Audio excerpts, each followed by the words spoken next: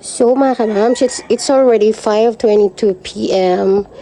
and here I am still waiting for Kuya Dave. He's still with his OBA and they're doing some work out there.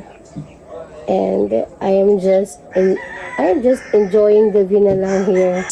Mga moms, I'm just enjoying the sunset. Look at the beautiful view.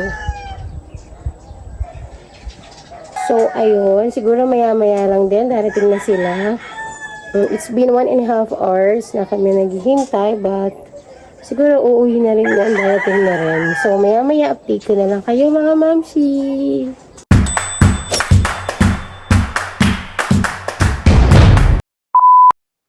Good morning mga kamamsi. So, today it's Sunday. Araw ngayon ng aming worship service. So, I'm just preparing right now para maya-maya lang ay pupunta na kami sa aming pagsamba. So, today I'm gonna show you how I do my basic makeup sa tuwing meron kaming mga worship service or pag ako'y lumalabas. So, ganito lang naman, mga isang patong lang ng foundation kasi hindi naman natin kailangan ng makapal kasi yung type din na texture ng aking skin is hindi siya bagay lagyan ng makakapal. Alam ko yung iba dyan, napakasimple lang, hindi sila mahilig mag-makeup. Pero kasi may mga taong bagay sa kanila yung naka-makeup, pero may tao na mas bagay sa kanila yung simple na wala silang makeup, yung natural lang. So hindi naman ibig sabihin mga mamsi pangit ako kaya kailangan ko mag-makeup. Kung mapapansin yung mga mamsi, hindi ako masyadong gumagamit ng mga brush and mga sponge na pangkalat ng mga makeup ko. Usually ginagamit ko lang yung palm ko, yung kamay ko para nailalapat ko maigi makeup kasi medyo sensitive yung skin ko mga mamsi, mabilis siyang kumate. Meron na ako sa ginagamit na brush. Ito lang kulay purple na to. Tapos nakita nyo diba, wala akong pilik mata kasi nakalbo na siya. Kasi nung bata daw ako, may ko daw bunot-bunitin yan. Kaya ayan, gumaganda lang yan pagka nagpapa-eyelash extension ako. Hindi naman pwedeng araw-araw ko or monthly ko magpa-eyelash extension, diba? Usually nagpapa-eyelash na ako pagka New Year, ganyan. Siguro parang mga twice a year lang pag meron lang special occasion na pupuntahan. Tapos mga mams, yung makeup ko, napakasimple lang din yung mga brand na hindi sobrang mamahalin. Yung iba dito, bigay lang ng kapatid ko from Japan. Pagdating naman sa mga liquid eyeliner, sa Idol lang. Ayan, tapos mga Vice, yung hindi sobrang mga mamahalin. At syempre, baby powder lang tayo para sa akin pressed powder or loose powder. Hindi kasi ako gumagamit ng mga foundation na powder. Kasi parang feeling ko na namumuo siya sa skin ko. Parang ang kapal na 2 layer na ganun. Kaya pulbo lang, di ba? Napaka-light lang niya sa mukha. And my blush on is Vice. It's a shade of warm berry. Ayan mama, pagayan-gayan lang. Ayan, papuff-puff lang sa mukha. At pagdating naman sa highlighter, at ang ginagamit ko ito, bigay sa akin ng ate ko from Japan.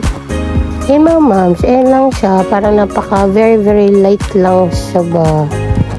Okay na sana kung di lang pang yung ilong ko Pero yung mga moms, pag magkakaroon ng pagkakataon na pa-enhance ko, gusto ko na tumango sana yung ilong ko. Siguro nabayan ko pa-enhance yung nose ko. Para, alam niyo yun, para makadagdag confident ba, diba? At mga moms, ang gagamitin ko pagdating sa lips ko ay ang own product ko, ang My Cosmetics in the shade of Velvet. Ayan, diba? Ang ganda niya. Tapos, pinapatungan ko siya ng very light na shade ng O02 lipstick. Matte siya. Ayan, pak na ang ating mga labi.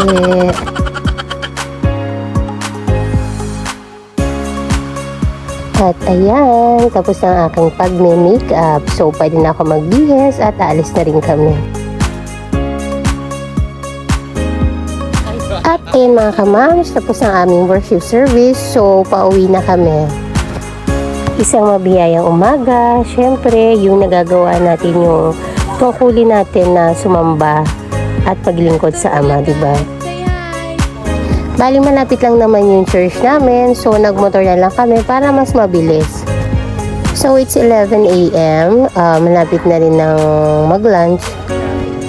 Baka maghanap na rin kami na madadaanan namin ulam para hindi na ako magluto kasi may mga lakad pa kami maya-maya lang.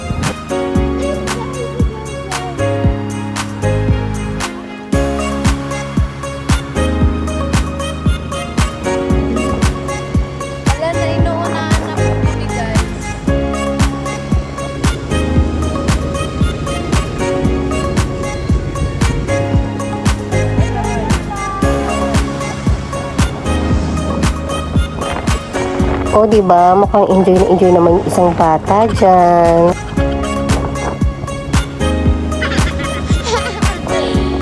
Nag-happy kami ni Kaukapo. Bye! Video muna tayo. Hello mga kamams! So, magra-ride kami ngayon, magpuntang Batangas. Yan, sige, alis na kami. Miyang, dito na kami.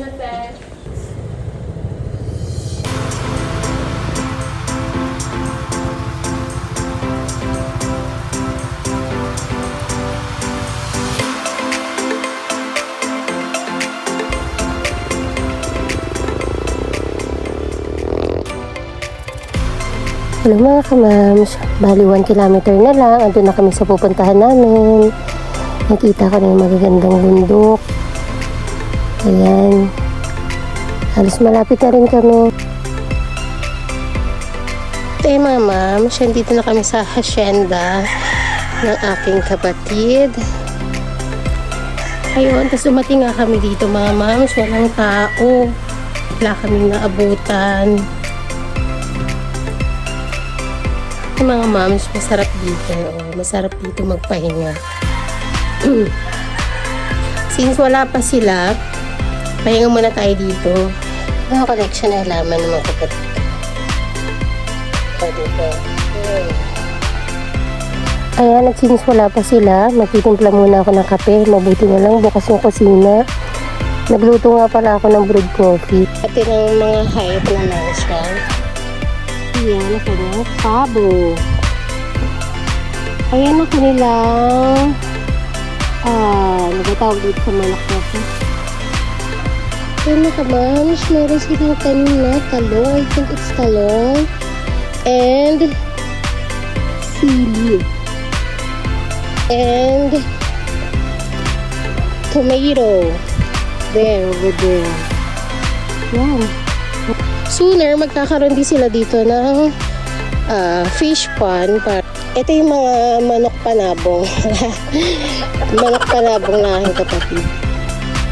Pero hindi na pinapansabong. Tapos ito, meron dito ang lubid pagka yung mga gusto nyo mag-suicide, ganyan. No. Yan, pag gusto nyo mag-suicide, may lubid. May extra pa dito lubid. Joke lang. Kamams, hi mga kamams. So, ayun, anong oras na? Past 5 p.m. na, wala pa din yung ito. Doon na namin kasi siya mga kamams kasi bukas, pasukan na ulit.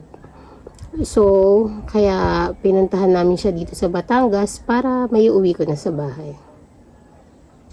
The sunset, look at the sunset. Mga kamams, ang ganda tingnan ng sunset, oh. Nakita nyo? Ang sarap tingnan talaga yung araw na lulubog na, no? Kasi parang ayan yung sign na malapit na tayong matapos sa trabaho natin, sa maghapon nating gawain.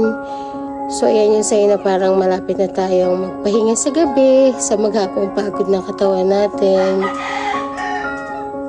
Kami mga kamams, pinaka gusto ko talagang tinitingnan yung nature kasi parang nakakagaan siya sa pakiramdam. See, malapit ng lumubog. Oh. Kasi pag nasa siyudad ka, halos hindi mo na makita yung paglubog ng araw kasi natatakpan kayo ng maraming bahay, di ba? Kasi dikit-dikit ang bahay sa mga syudad, di ba, mga kamams?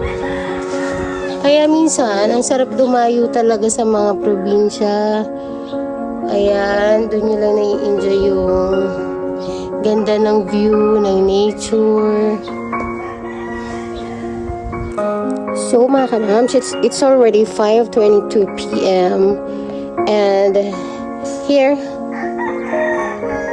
I am still waiting for Kuya Dave. He's still with his OBA and they're doing some work out there, and I am just enjoying the view na lang here. Look at that, guys, mga moms. Ayun, siguro maya-maya lang din, darating na sila.